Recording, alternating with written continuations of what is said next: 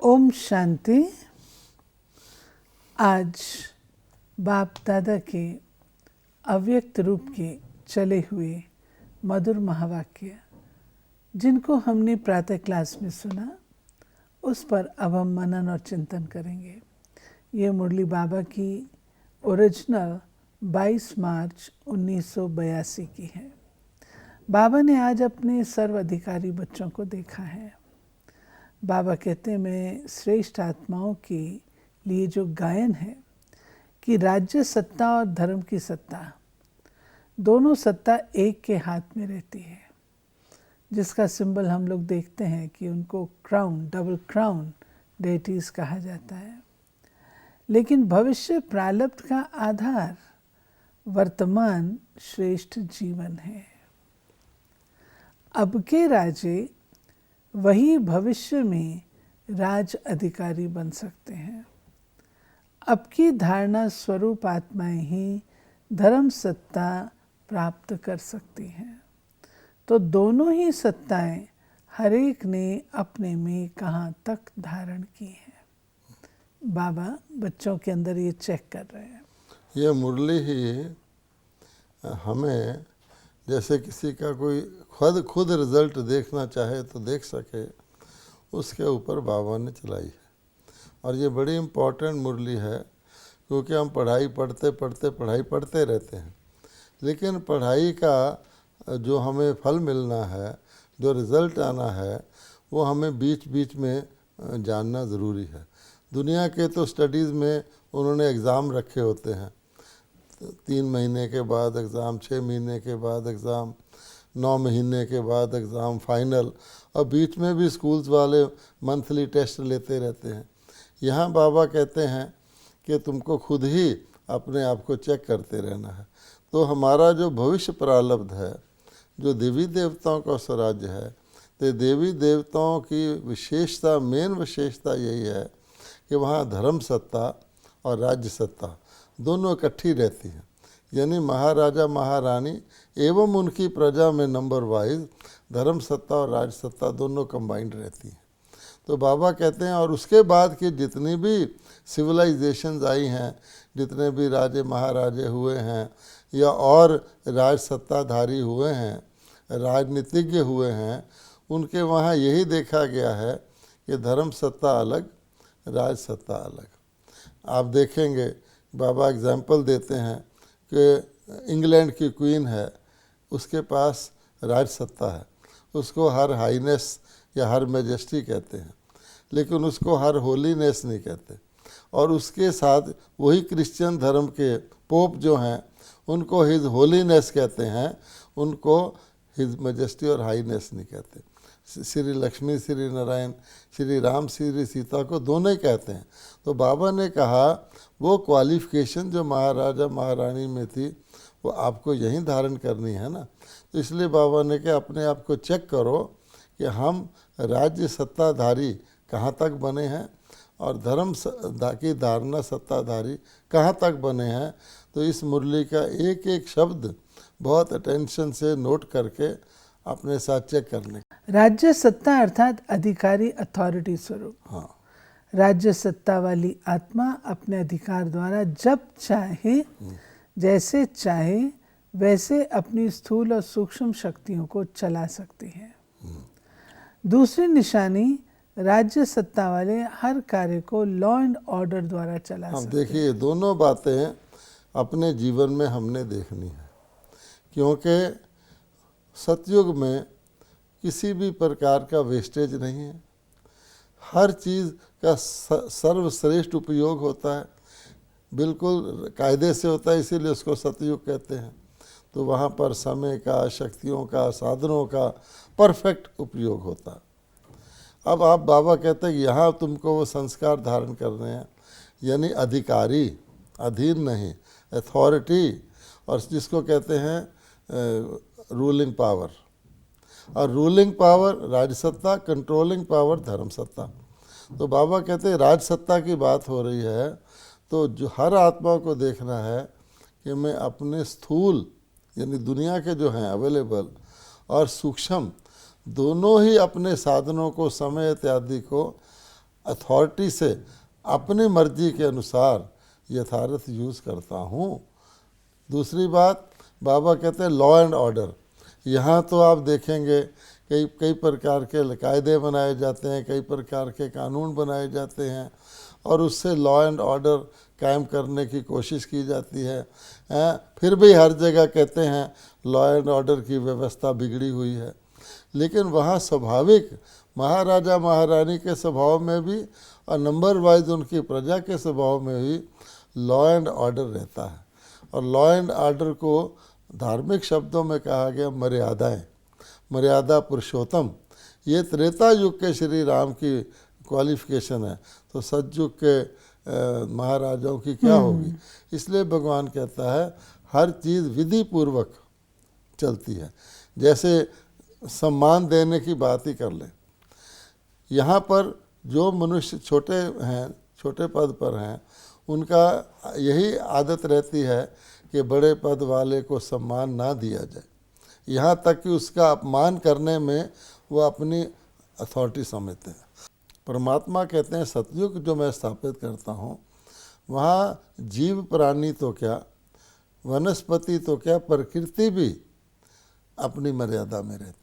फिर और बाबा ने जो राज्य सत्ता की विशेषता बताई है कि माता पिता के स्वरूप में अपनी प्रजा की पालना करने वाले हैं, पालना करने की शक्ति वाले हैं। राज्य सत्ता अर्थात स्वयं भी सदा सर्व में संपन्न और औरों को भी संपन्नता में रखने वाले। अब बाबा कहते हैं कि राजा का जो स्वरूप सतयुग में होता है वो पालना स्वरूप होता है। महाराजा महारानी अपनी प्रजा के लिए माता पिता की तरह होते हैं। और जैसे बाबा कहता है कि विष्णु का, अगर आप विष्णु जो है सतयुगी दैवी और त्रेता युगी राजधानी का सिंबल है, अर्थात उसके चार जो हाथ हैं विष्णु के, वो सिंबॉलिक है कि श्री श्री लक्ष्मी श्री नारायण यानी महाराजा और महारानी का कंबाइंड स्वरूप है, सिंबॉलिक है।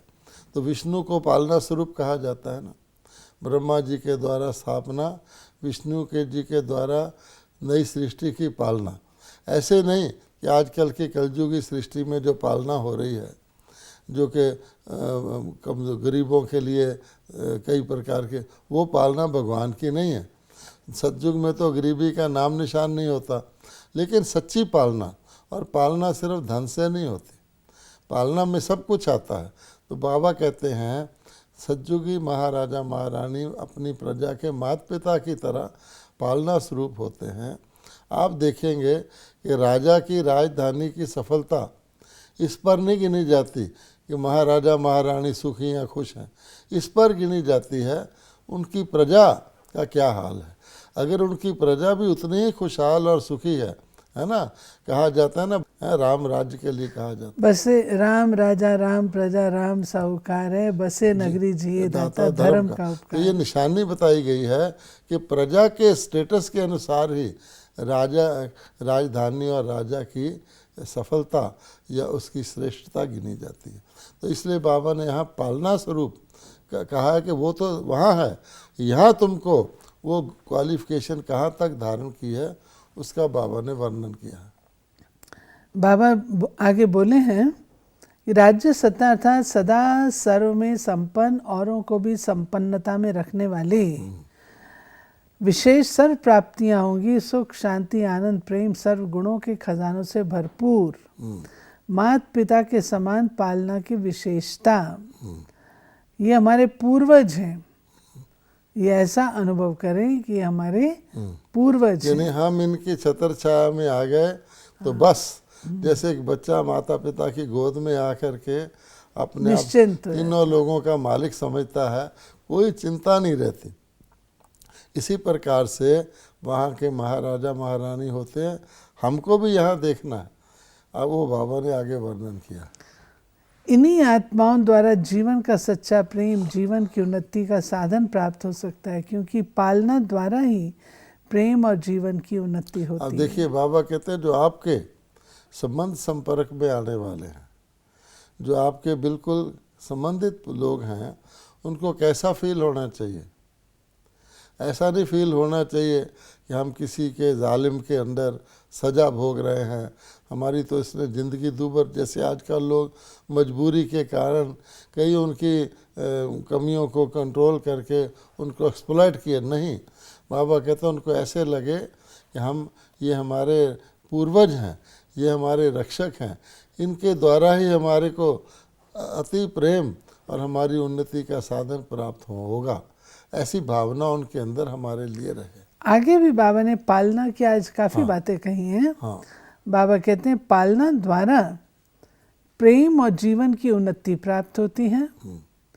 पालना द्वारा आत्मा योग्य बन जाती है।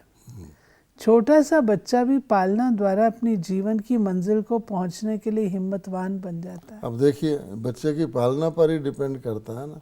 कई बार ऐसी कथाएं बताते हैं कि एक राजा का बच्चा या बहुत अच्छे व्यक्ति का बच्चा किसी बुरे कर्म करने वाले के पास चला गया या उसको उठा लाया बदला लेने के लिए।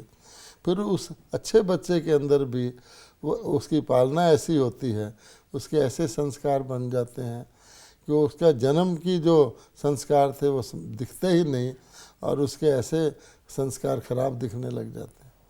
पालना पे बहुत डिपेंड करता है। तो बाबा कहते हैं कि देखो, ऐसी रूहानी पालना द्वारा आत्मा निर्बल से शक्ति स्वरूप बन जाती है, अपनी मंजिल की ओर तीव्र गति से पहुंचने की हिम्मतवान बन जाती है। पालना में वो सदा प्रेम के सागर बाप द्वारा सच्चे अथाह प्रेम की अनुभूति करती है।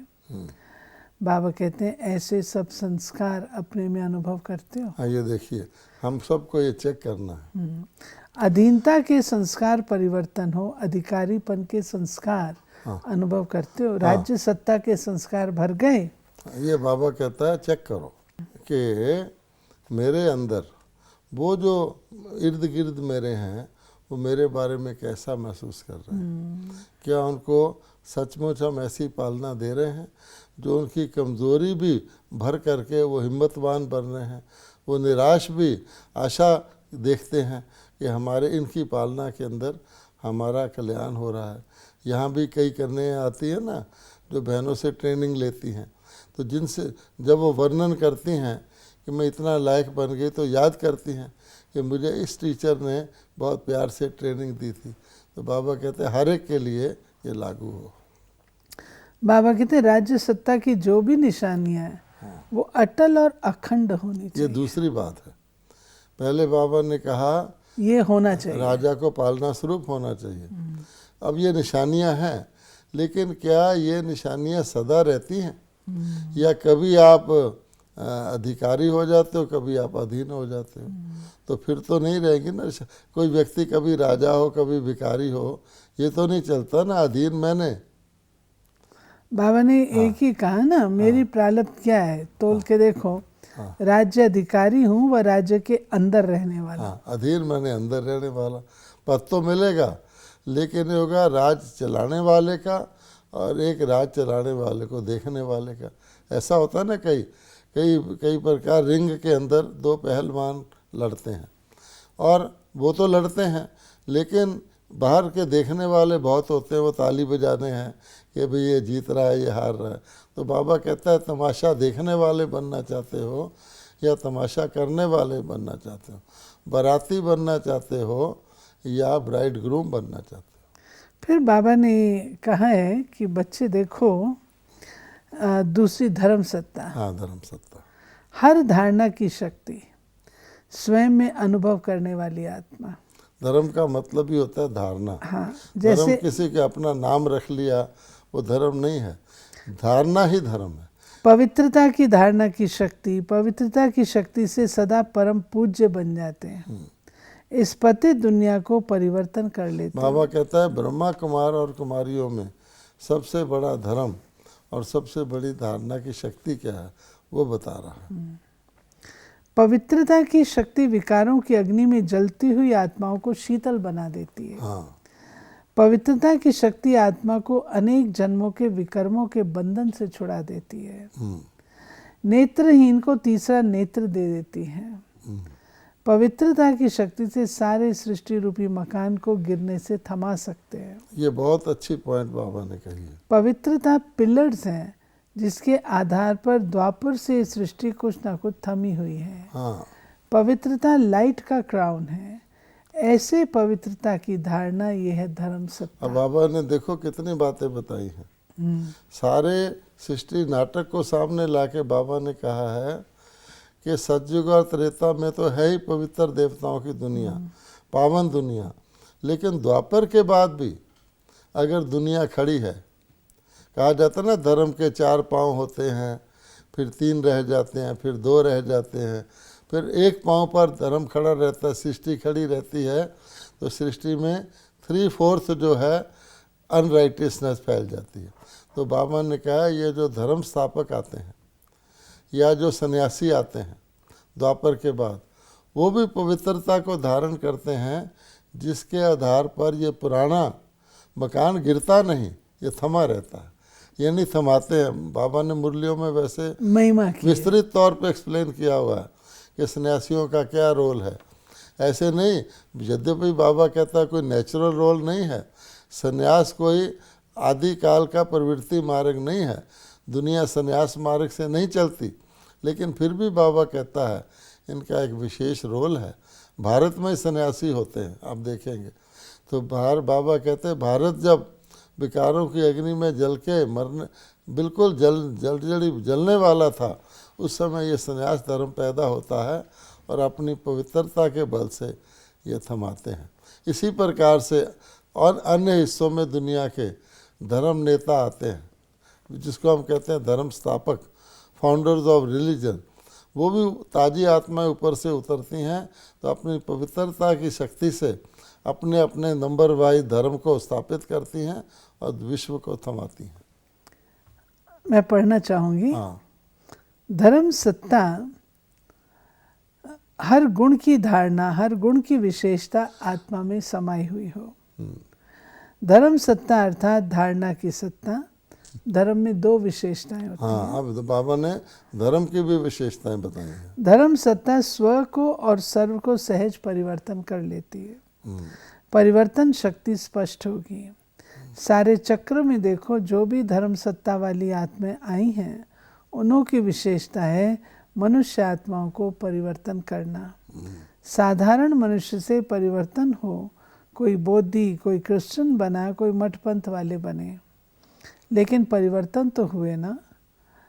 तो धर्म सत्ता अर्थात परिवर्तन करने की क्षमता, पहले स्वयं को फिर औरों को। धर्म सत्ता की दूसरी विशेषता है परिपक्वता।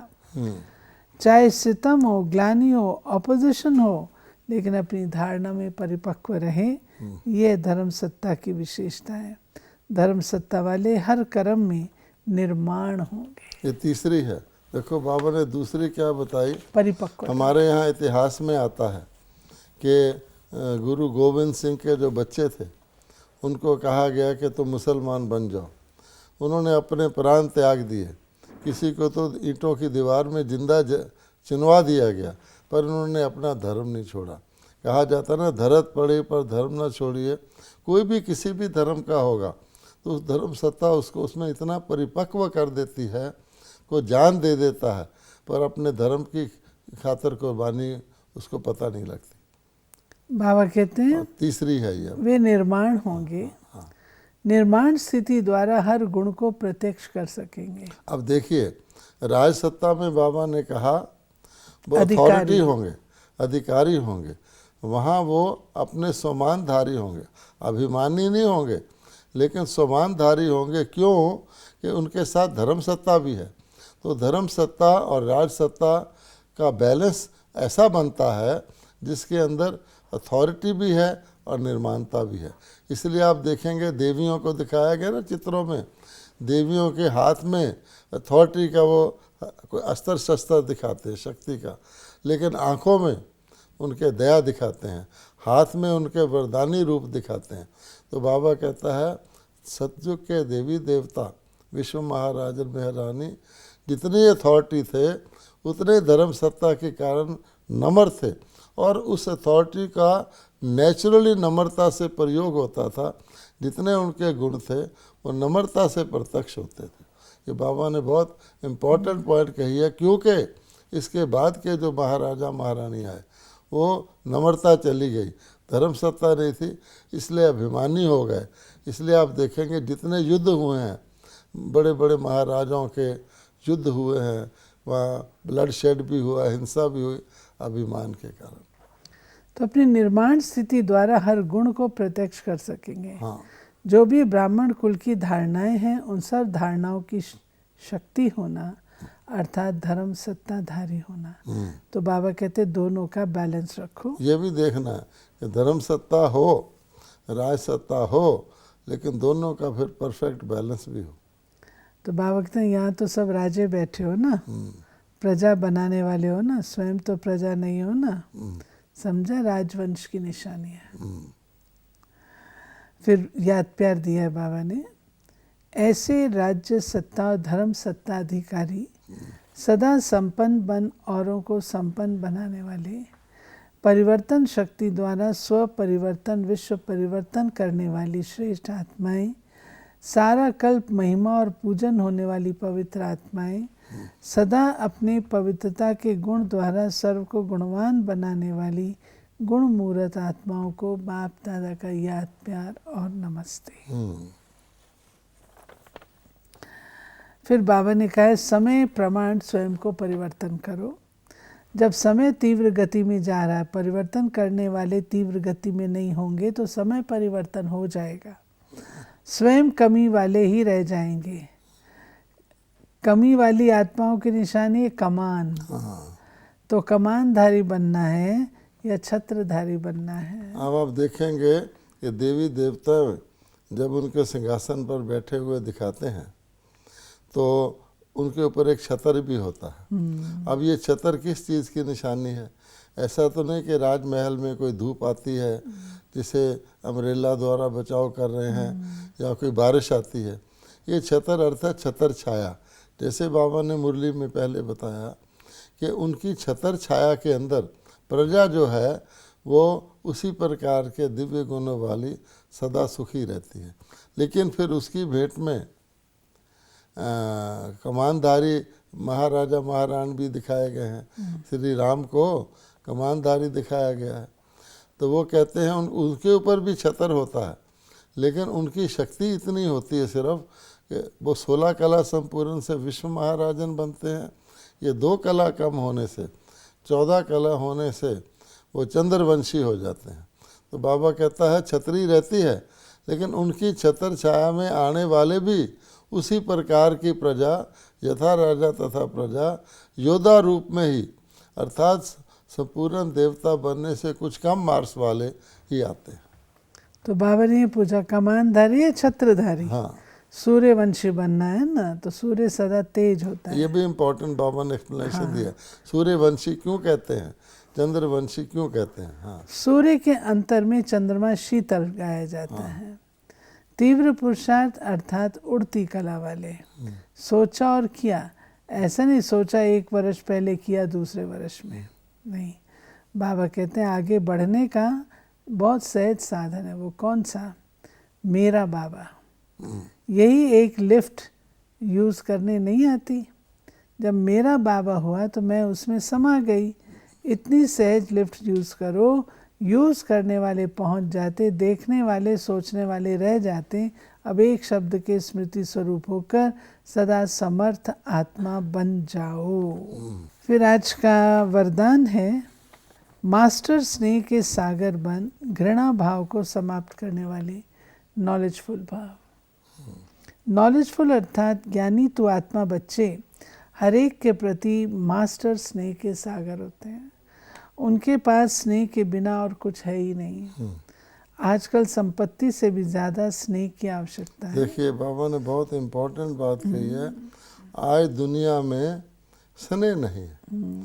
संपत्तिवान लोग भी अपने आप को बिल्कुल ही नीरस महसूस करते हैं अपने जीवन को, क्योंकि उनमें सच्चा स्नेह नहीं है। तो अपकारी पर भी उपकार करो, कल्याण की भावना रखते ऐसे बाप समान क्षमा के सागर रहम दिल बच्चों में भी किसी के प्रति घृणा भाव नहीं हो सकता। यानी बाबा ने कहा मास्टर स्नेह के सागर, परमात्मा स्नेह के सागर हैं, तो किसी से भी उनको घृणा इत्यादि नहीं है। तुम बच्चों को भी, अपकारी भी हो, आपकी निंदा करने वाला भी हो, उसको भी स्नेह देना है। स्लोगन है, हदों को समाप्त कर बेहद की दृष्टि और वृत्ति को अपनाना ही यूनिटी का आधार है। हाँ, ये यूनिटी का कारण है। हद को तोड़ोगे तो यूनिटी हो जाएगी। ये थी बाबा की आज 23 अप्रैल 2017 की मुरली में बाबा ने राज्य सत्ता और धर्म सत्ता का जो स्पष्टीकरण इतना वृहद रूप से दिया है, ये मुरली बार बार पढ़ने योग्य है और पढ़ करके उसकी धारणा को अपनाएंगे तभी हम सूर्यवंशी बन सकते हैं। ओम शांति।